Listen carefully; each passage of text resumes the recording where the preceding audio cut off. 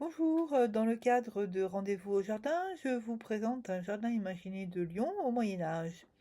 Avant de commencer, de vous parler, du crocus, du safran, je veux faire un tour d'horizon vraiment léger, hein, rapide, de Lyon, côté jardin. Et pour cela, je m'inspire, du, fabuleux, livre qui s'intitule Lyon et ses parcs et jardins. Grand Lyon, le parc de la Tête d'Or, département du Rhône, découvrir la ville autrement. Et c'est aux éditions lyonnaises d'Art et d'Histoire. Et au tout début, la première page s'intitule Lyon côté jardin. Lyon, une ville verte. On n'y est pas encore, mais on s'en rapproche. En tout cas, on a quitté le gris qui a longtemps fait sa réputation, de Lyon, hein, bien sûr. 400 hectares d'espace vert, 80 000 arbres. Lyon est statistiquement bien placé. La quantité va de pair avec la qualité et la diversité. Les 105 hectares du parc de la Tête d'Or cohabitent avec le plus humble des jardins de proximité. D'un arrondissement à l'autre, un échantillonnage fourni retrace plusieurs siècles de l'histoire de l'art des jardins, de la Renaissance, avec les jardins suspendus du musée Gadagne au XXIe siècle, avec le jardin André Malraux de Fourvière dans le 5e, qui apporte la preuve que culture et horticulture peuvent se conjuguer harmonieusement. Au service de ces jardins, 400 jardiniers qui sont autant de chevaliers servants d'une mise en scène florale, plus de 600 000 plantes annuelles, bisannuelles et vivaces, 50 000 rosiers et du développement durable. En effet, en 2005, Lyon a obtenu la certification ISO 14001 qui récompense un management environnemental exemplaire. Autre récompense, saluant les espaces verts lyonnais, les 4 fleurs, sublime distinction obtenue en 2017 au concours national des villes et villages fleuris. Récompense qui souligne que Lyon est aussi une ville-jardin. Partir de la découverte ou de la redécouverte ou à la redécouverte des quelques 200 parcs et jardins que nous avons sélectionnés dans Lyon et sa périphérie se justifie en soi, mais aller faire un tour en ces jardins, c'est aussi visiter la ville sous d'autres facettes, en s'émerveillant de la beauté ou de l'insolite des perspectives que l'on découvre depuis son côté jardin. Et en s'étonnant de son dynamisme, car ces jardins sont le terreau de la ville de demain. Donc le texte est très bien illustré et il y a vraiment un tour d'horizon de la ville qui est parfait. Je vous le recommande. Bonjour, nous sommes sur mandragore.bnf.fr et pour introduire encore une fois le jardin médiéval dans notre événement culturel Rendez-vous au jardin 2026. Je vous montre ici une scène où il y a un jardin urbain qui est entouré d'une clôture en briques rouges, plutôt rosée, avec une porte d'accès ouverte. Et si l'on clique dans sur l'ouverture de Mirador, on peut voir en plus grand de quoi se compose ce jardin. Alors, il y a une scène dont on fait abstraction, hein, mais disons qu'il y a des parterres, hein, vous voyez, sur le sol, des plates-bandes qui sont, entourées, d'une petite hauteur. Alors c'est peut-être des murets, un petit muret, mais généralement, c'est d'une autre matière, plutôt en vannerie. Ça peut être aussi comme ça, mais là, ça peut être, tout simplement un carré ou un rectangle de, de briques aussi ou de terre, hein, ou de bois, hein, qui permettent de délimiter, la surface, où est mis, de la terre spécialement, préparée certainement, pour les pousses, pour ce qui doit pousser pour les plantes. Et donc on voit, plutôt des plantes de type salade, chou, et cetera ou des herbes, donc ça donne une idée de ce qu'est, le jardin, disons à faible hauteur. Donc c'est assez intéressant de voir comment est disposé. Il n'y a pas vraiment, vraiment d'ordre, vraiment très très bien, agencé, ou tout du moins on n'en a pas l'impression. Mais cette vue, partielle du jardin, nous montre, tout de même, des plans, de plantes, de végétaux, qui sont cultivés. C'est la culture de plantes, et donc nous verrons par rapport au safran que le safran peut s'inscrire dans, ce type de jardin médiéval, pour être cultivé. Toujours sur Mandragore, nous avons une autre scène, de jardin avec des parcelles qui sont, cette fois-ci, mises, dans un cadre qui semble être, castral, qui semble être moins, du palais urbain, moins relevé du palais urbain, mais plutôt d'un domaine, castral. Donc on va regarder l'image en grand. On peut déjà voir ici une horloge, hein, qui indique l'heure, ou un cadran solaire, et nous avons des scènes de gens de dames et nobles qui, déambulent, enfin qui, circulent dans l'espace à côté du jardin. Donc on va pas s'y attarder puisque ce n'est pas notre propos, aujourd'hui, et la, parcelle, de terrain qui nous intéresse, c'est celle-ci. Alors, nous voyons que le jardin est délimité par une clôture en bois très légère, et il y a, sur cette clôture, vraisemblablement, de la vigne, puisqu'on voit des petites grappes ici, ou tout du moins des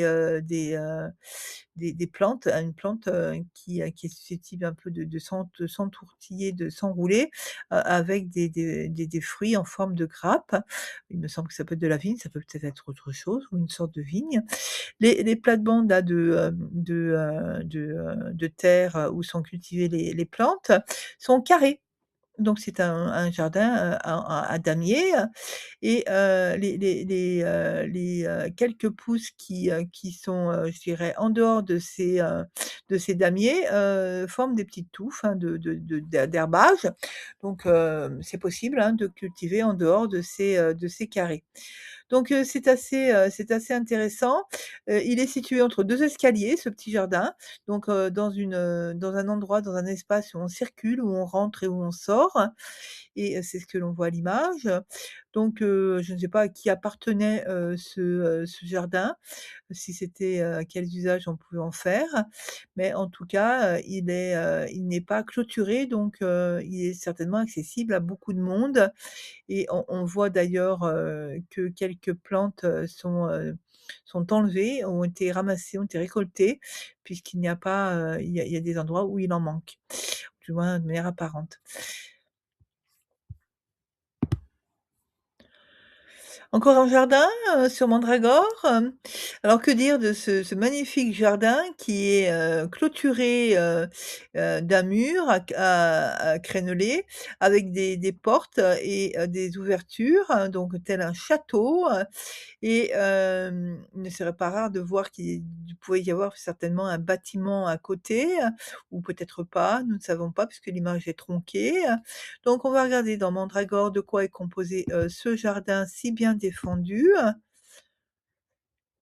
et nous voyons, en plus grand, que, contre le mur, il y a, des herbes à fleurs, et des fleurs rouges, des fleurs bleues, des fleurs blanches, des fleurs roses, vraisemblablement, et je pense qu'on pourrait retrouver aisément, ces fleurs, dans les marges des manuscrits.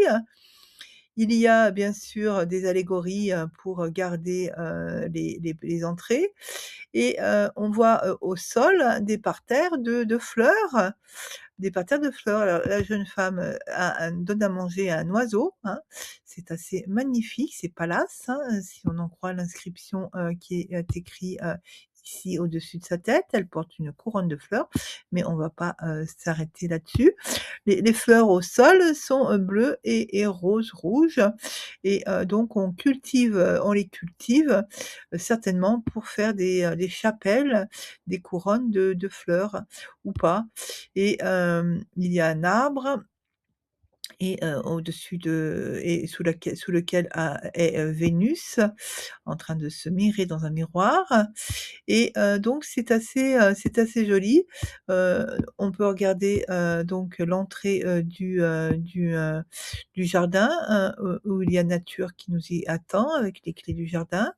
Donc c'est le jardin de Dame Nature et c'est assez, magnifique, n'est-ce pas, de voir, cela, comme les femmes pouvaient, profiter, d'un jardin, au Moyen Âge. Le safran pourrait être parmi, ces plantes, sur les parterres, d'un autre jardin, mais on peut prendre des exemples, de paysages architecturés comme celui-ci, où, on pourrait imaginer, avoir, des, plantes crocus, à disposition.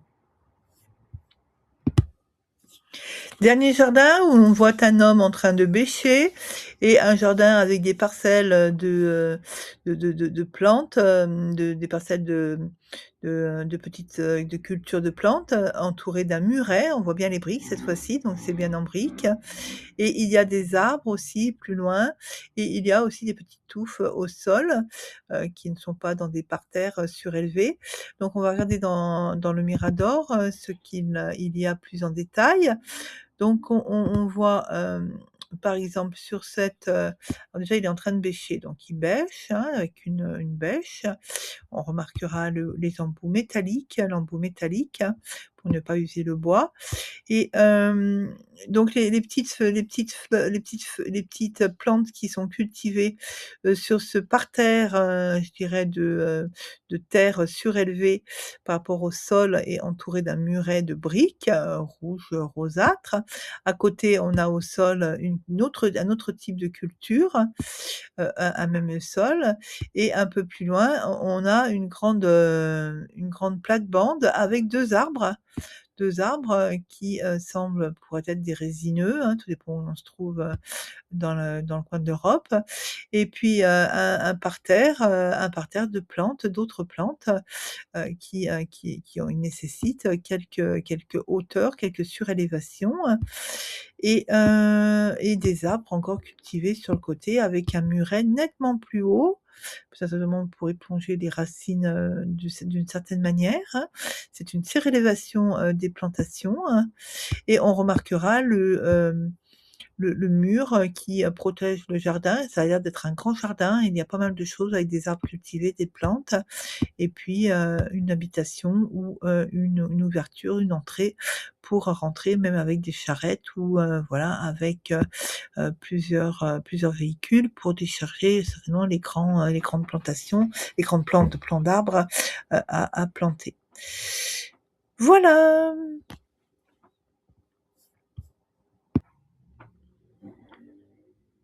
Le safran est une plante formidable. C'est un matériau de la couleur et ce matériau de la couleur, végétale produit une couleur médiévale jaune.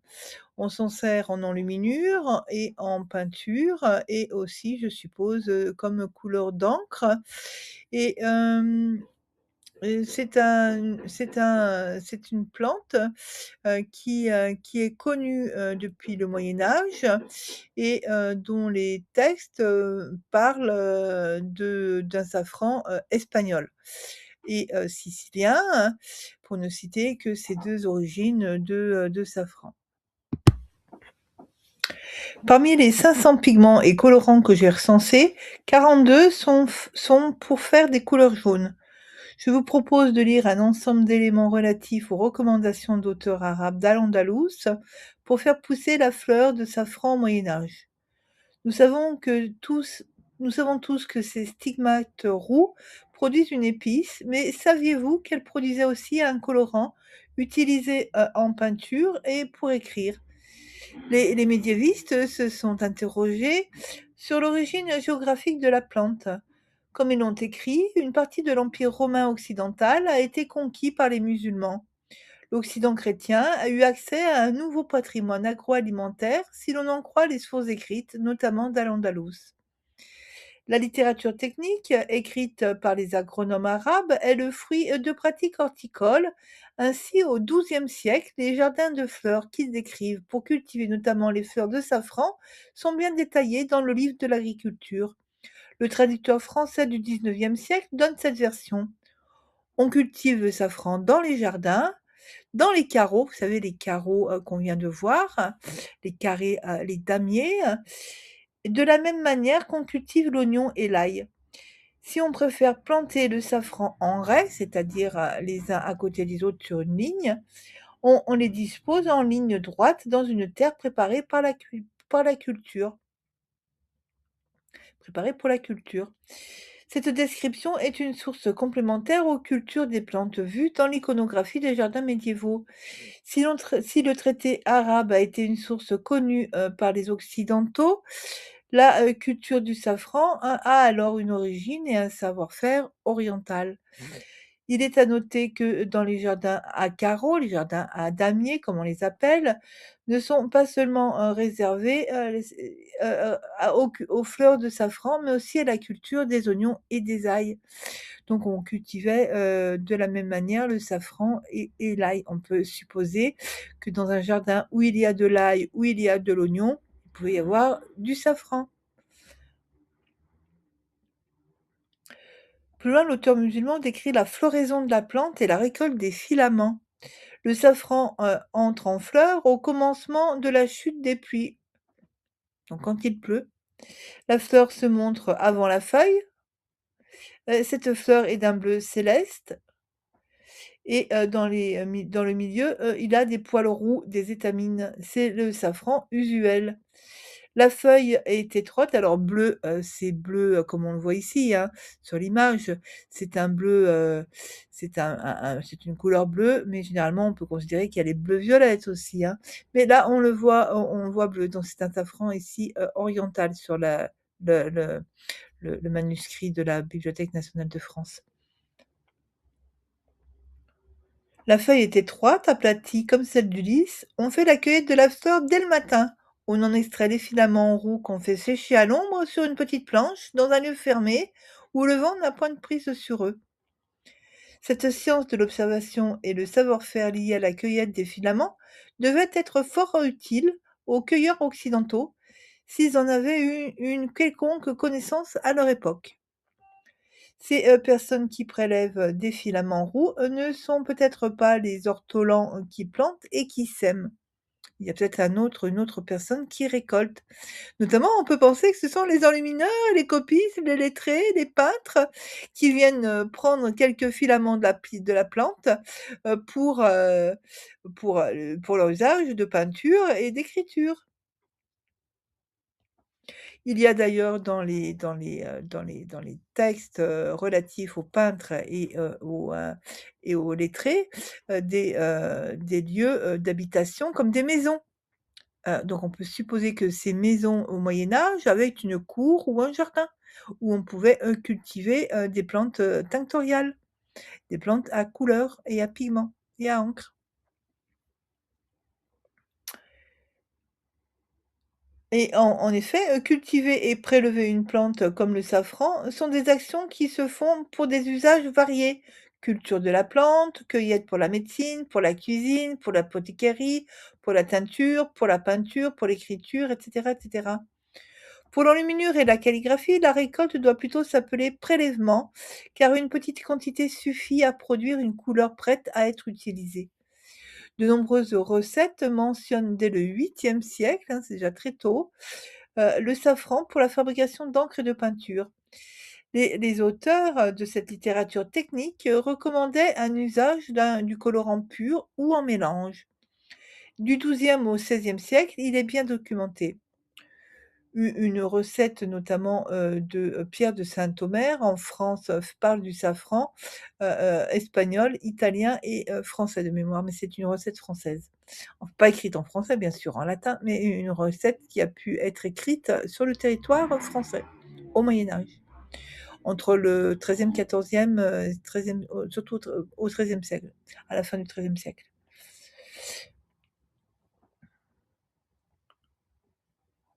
L'agronomie, arabe a sans doute pris le temps de mettre en pratique les écrits d'agronomie, gréco-romaine, byzantine et babylonienne grâce à la traduction en arabe des, traités.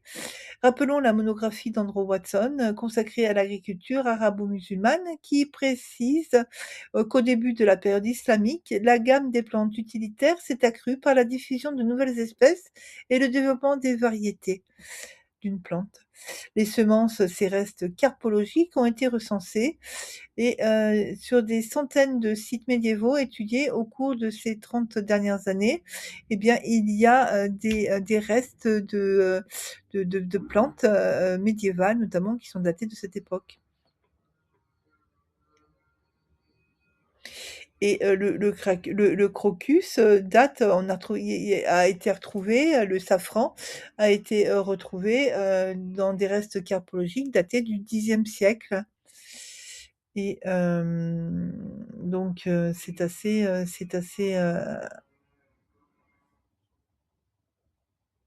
non, pardon, heu, c à vérifier, à vérifier, à vérifier, je dis peut-être des bêtises. Non, il y a oui, ça a été, retrouvé au Xe siècle. Il n'y a pas eu cependant de témoins archéobotaniques européens antiques. On n'en a pas retrouvé dans l'Antiquité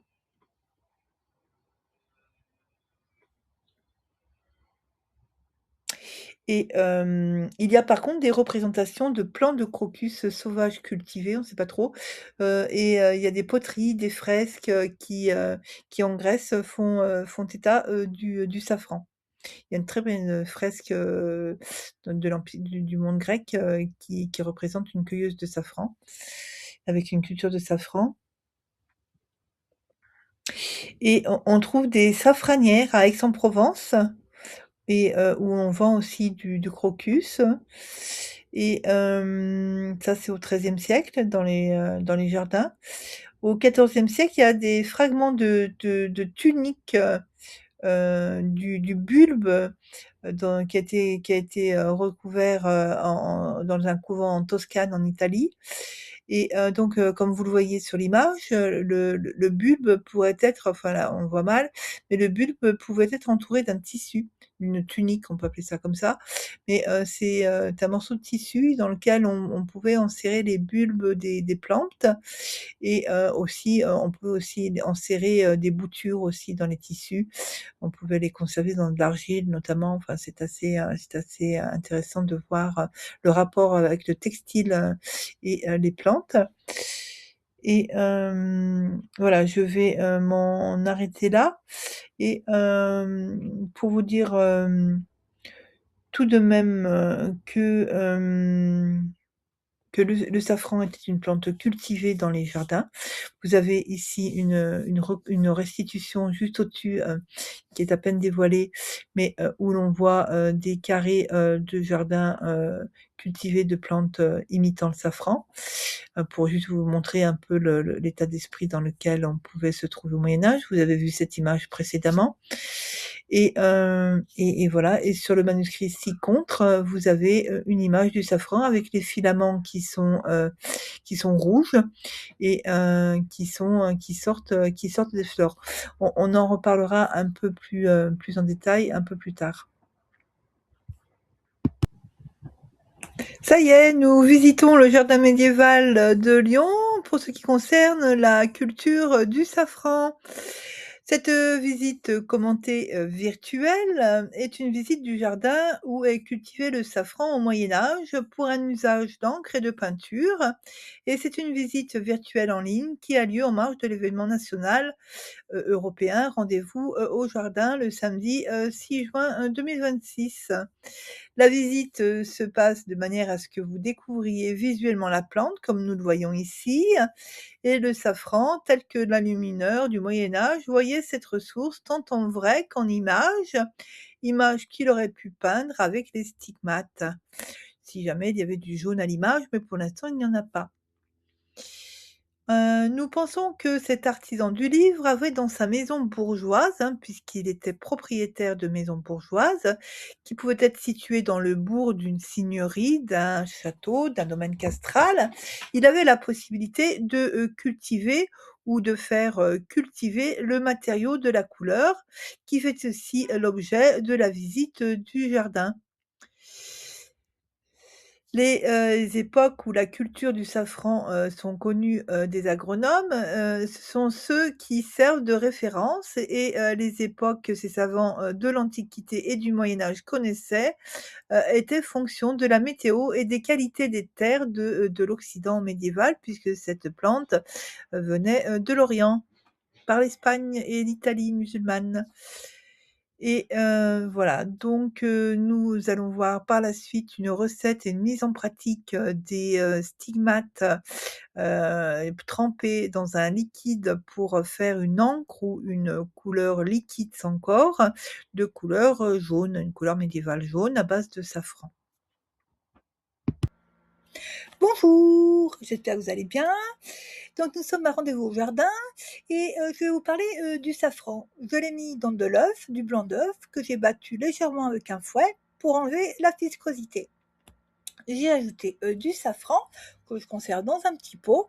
C'est des stigmates, c'est la fleur Crocus sativus. On enlève, les petits, stigmates de la fleur Crocus dont je vous ai parlé précédemment et on les met, dans la glaire d'œuf et ça produit, cette couleur, qui est jaunâtre et pour l'instant ça a cet aspect assez, inintéressant, mais quand on l'a filtré, quand on utilise un pinceau ou une plume, on peut écrire ou peindre avec. Par exemple, si on le pose par transparence sur un bleu, eh bien ça donne un vert. Vous savez que le vert et le bleu, ça donne vert. Vous avez appris ça à l'école. Et ben c'est toujours valable, ça existe encore, hein. Le vert, c'est fait avec du bleu et du vert quand ça n'existe pas dans la nature. Bon, c'est la base, hein, en couleur. Je vous ai dit ça, je vous dis rien, c'est un secret, hein. Vous dites rien? Non, c'est pas un secret agricole. Ah ben pour certains, ça va l'être. Et puis, c'est un jaune naturel. Donc voilà, bon, c'était le petit truc que je voulais vous montrer. M'excusez pour la photo, hein, c'est pas beau, mais c'est pas filtré. Je voulais le montrer matière brute, hein. Des fois, on fait des choses, c'est pas joli, hein. Faut pourquoi les cacher? Ça existe, hein, le moche?